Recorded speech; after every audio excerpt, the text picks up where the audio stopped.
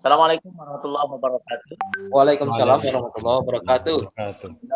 Wassalamualaikum ala Rasulillah Muhammad bin Abdullah wa ala alihi washabbihi wa mawalah amma ba'du.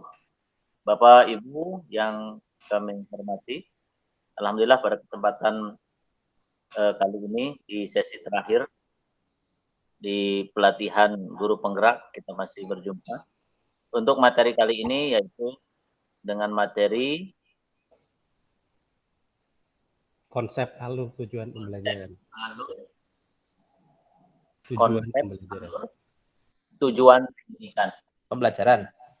Konsep alur tujuan pembelajaran yang akan disampaikan oleh Bapak Dr. Nuri SPDMM. Maka selanjutnya kami serahkan waktu kepadanya, disilahkan. Ice breaking dulu. Oh ya, ice breaking biar semangat ya Bapak Ibu. Oke. Boleh Pak, boleh. Siap. Ice breaking supaya lebih semangat karena udah terakhiran ini sore ini. Oke, semua ikuti instruksi saya, oke? Siap. Sekarang jatah pikirnya Pak Khalid Pak ya. 1. Tangan di kepala Pak. Iya. Sekarang lihat saya dan ikuti instruksi saya. Pegang mata. Mata Pak. Sekarang pegang telinga.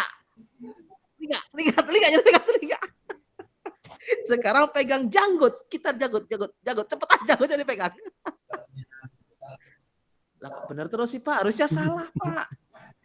Alhamdulillah berarti kita masih fokus semuanya Pak. Oke.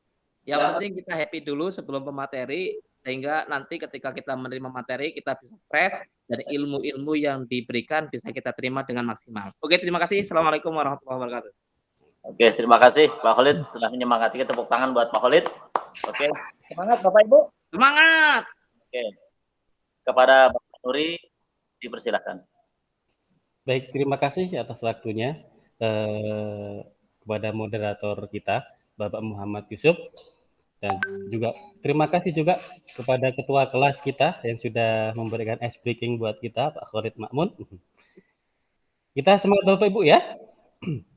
Oke, kita masih dalam lanjutan pelatihan tentang sekolah penggerak dari hari-hari kemarin. Sebelumnya seperti biasa, sebelum kita memulai materi kita sebagai orang yang beragama, mari kita buka pelatihan kita hari ini dengan berdoa bersama. Nanti saya yang pimpin, Bapak Ibu silakan nanti berdoa menurut kepercayaan agamanya masing-masing. Baik, berdoa mulai. Berdoa selesai. Ya, terima kasih. Oke, saya izin untuk menampilkan presentasi ya Bapak Ibu ya.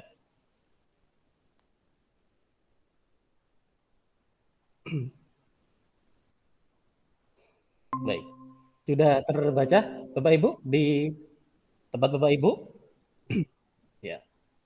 Kita hari ini membahas tentang konsep alur tujuan pembelajaran yang pada materi ini terangkum dalam unit modul tentang perangkat ajar.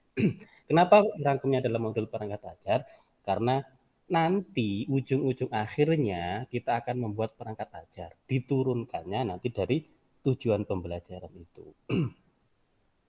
Baik, selanjutnya. Pada unit modul ini, Bapak Ibu akan belajar tentang perangkat ajar. Nah, tujuannya di akhir sesi ini, peserta pelatihan mampu yang pertama menjelaskan konsep, komponen, prinsip, dan prosedur penyusunan alur tujuan pembelajaran. Yang kedua, menjelaskan konsep, komponen, prinsip, dan prosedur penyusunan modul ajar. Dan ketiga, menjelaskan cara pemanfaatan dan cara penyediaan buku teks pelajaran. Oke, ini agenda belajar kita untuk mencapai tujuan yang tadi, hanya sebagai agenda belajar kita. Sebenarnya sebagai pengantar kita, ini materi awal kita. Kita tentu masih ingat dengan gaung pemerintah yang sekarang, tentang apalagi program sekolah penggerak ini. Di sini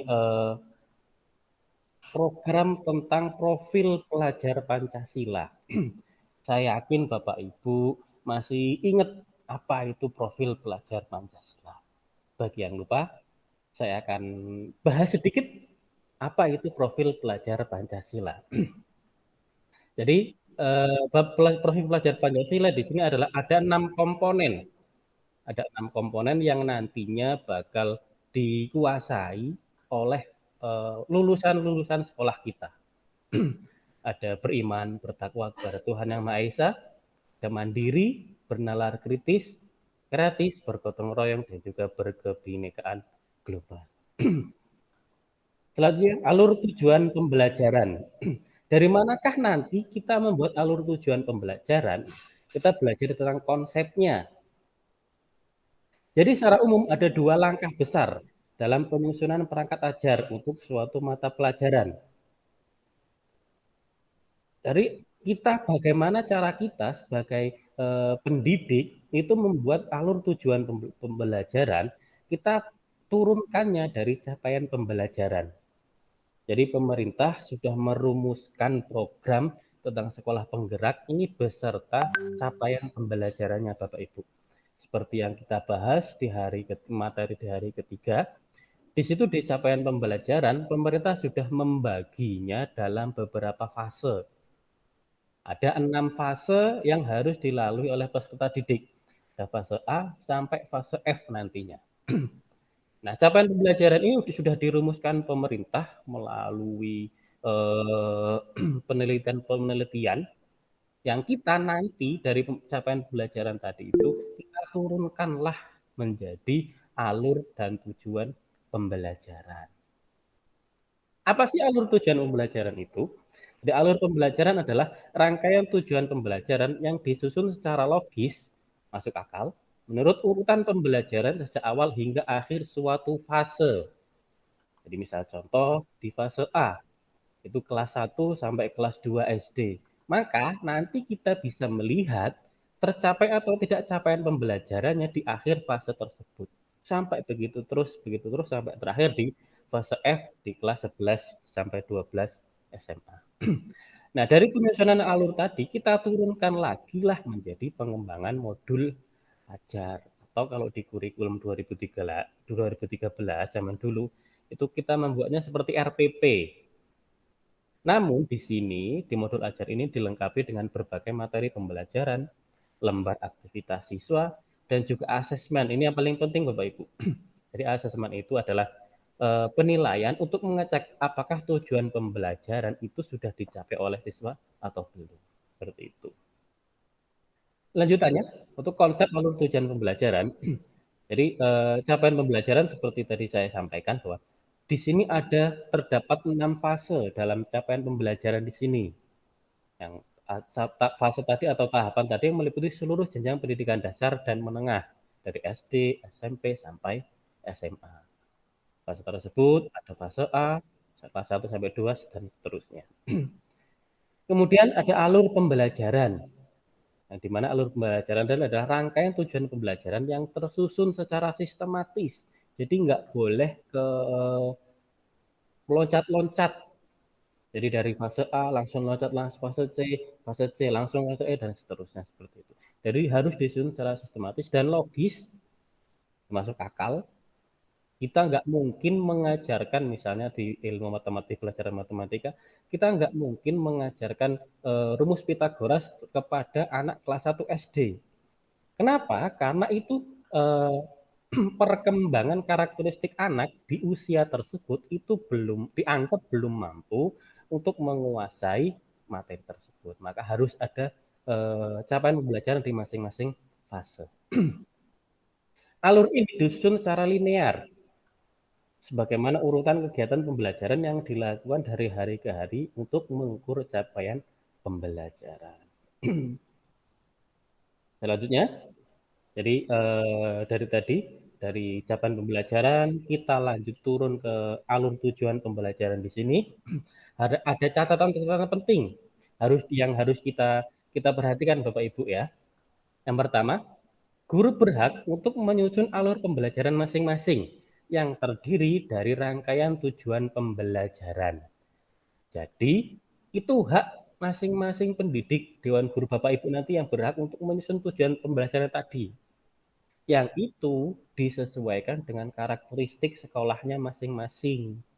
Misal contoh, bisa jadi tujuan pembelajaran anak kelas 10 SMA di Jakarta itu berbeda dengan alur tujuan pembelajaran anak kelas 10 di Papua, misalnya seperti itu. Apa? Karena harus disesuaikan dengan karakteristik peserta didik itu tadi, peserta didik masing-masing di sekolah Bapak Ibu. Jadi untuk penyusunan alur tujuan pembelajaran tadi merupakan hak dari pendidik atau kita sebagai pendidik di sekolah tadi. Catatan yang kedua adalah pemerintah menyediakan beberapa set alur untuk digunakan sebagai contoh pengembangan kurikulum yang siap digunakan satuan pendidikan. Nah, pemerintah sudah merumuskan capaian pembelajaran, kemudian diturunkan menjadi alur tujuan pembelajaran yang di sini diberikan hak untuk diberikan hak pembuatannya kepada guru tadi. Tapi pemerintah tetap memberikan rambu-rambu yang pas sehingga nanti guru itu tidak terlalu melenceng terlalu jauh seperti itu. Jadi pemerintah sudah menyediakan beberapa set alur gitu. Nah, ini ada contoh set alurnya tentang konsep alur tujuan pembelajaran. Jadi ketika kita sebagai pendidik nanti di sekolah, Bapak Ibu, ketika kita mau membuat alur tujuan pembelajaran harus diingat tiga prinsip untuk membentuk alur tujuan pembelajaran ini. Kamera nih sing iso. Ditambah iki nganggo HP piye? Bapak Ibu, bagi yang tidak berbicara mohon Ngene. nonaktifkan Ora iki mikrofonnya. kepiye? Mikrofonnya Bapak Ibu bisa dengar saya ya, Bapak Ibu? Mikrofonnya bisa diberikan ya, terima kasih. Kita harus memperhatikan tiga prinsip dari pembuatan alur tujuan pembelajaran. Yang pertama tentang kompetensi. Yaitu apa sih kompetensi itu? Adalah kemampuan yang dapat didemonstrasikan oleh siswa. Nah, kita harus menyusun tujuan pembelajaran dari kompetensi ini. Yang dimana siswa itu bisa mempraktekkan, bisa mendemonstrasikan, bisa mencontohkan kompetensi itu oleh siswa tadi. Ora kuat ngono aku. Untuk selanjutnya, prinsip yang selanjutnya yaitu ada konten. Ada konten, di mana konsep utama yang perlu dipahami di akhir satu unit pembelajaran. Jadi anak-anak itu harus mencapai di fase A, harus mencapai capaian pembelajaran ini, di fase B, segitu seterusnya. Kemudian ada variasi, keterampilan berpikir yang perlu dikuasai siswa untuk dapat mencapai tujuan pembelajaran. Mana ini sesuai dengan prinsip profil belajar Pancasila, di mana lulusan kita, anak-anak peserta didik kita itu harus bisa bernalar kritis. Jadi mereka selain bisa mendengarkan materi dari gurunya, dari temannya, mereka bisa menalar kritis lagi apa yang yang mereka tangkap dari catatan, dari apa yang mereka dengar itu menjadi sebuah bahasa lisan versi anak itu tersebut. Gitu. Jadi kita sebagai pendidik, ketika kita mau membuat alur tujuan pembelajaran, kita harus melihat tiga prinsip ini: kompetensi, konten, dan juga variasi seperti itu. Nah, ini bisa diperhatikan Bapak Ibu. Ini adalah contoh dari alur tujuan pembelajaran. Nanti file ini akan saya bagi di grup WA kelas kita ya Bapak Ibu ya. Jadi Bapak Ibu bisa mencontoh atau mempunyai angan-angan bagaimana untuk membuat alur tujuan pembelajaran. Dari sini setelah kita selesai untuk materi kita hari ini, saya izin menurunkan ya Bapak Ibu ya.